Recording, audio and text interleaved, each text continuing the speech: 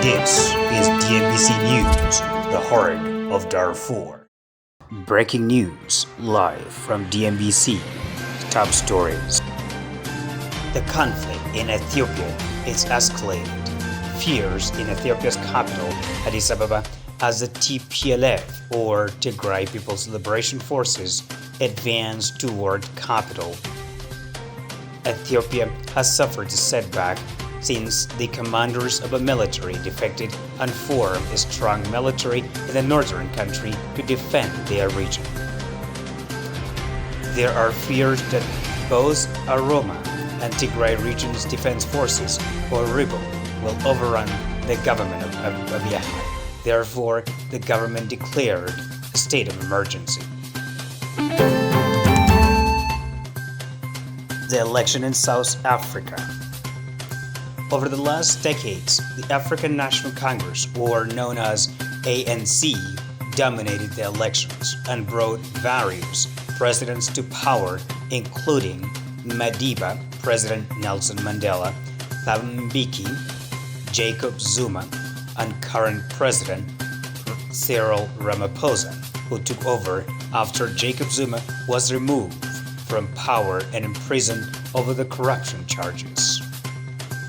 The dominance of ANC, however, has been reduced due to the scandals of its leaders, and this impacted the current local elections where the party has won only 45%, less than expected, and this will have an overall impact on the next general election.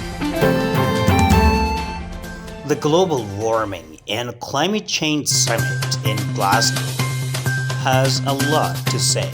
As the global warming becomes inevitable, world leaders have gathered in Scotland to find ways to tackle the climate change. African leaders have called for more support and fair treatment from their European, Asian, and American counterparts to meet the demand for the net zero in the year 2050.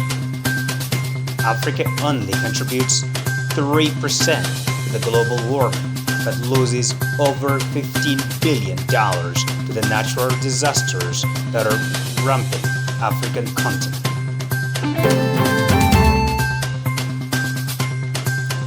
The crises in Congo are never gone away.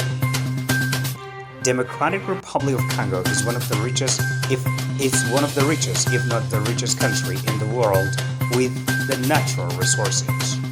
This rich country has never been stable due to the conflicts from different interest groups driven by local and international warlords who benefits from the instability in the country. On the late Wednesday, the rebels have attacked the government security forces, the city of Bukavu in the eastern part of the country, where 6 attackers and 2 soldiers were killed, according to the military. The report says this attack was the rebels wanted to save their comrades who were arrested by the government forces.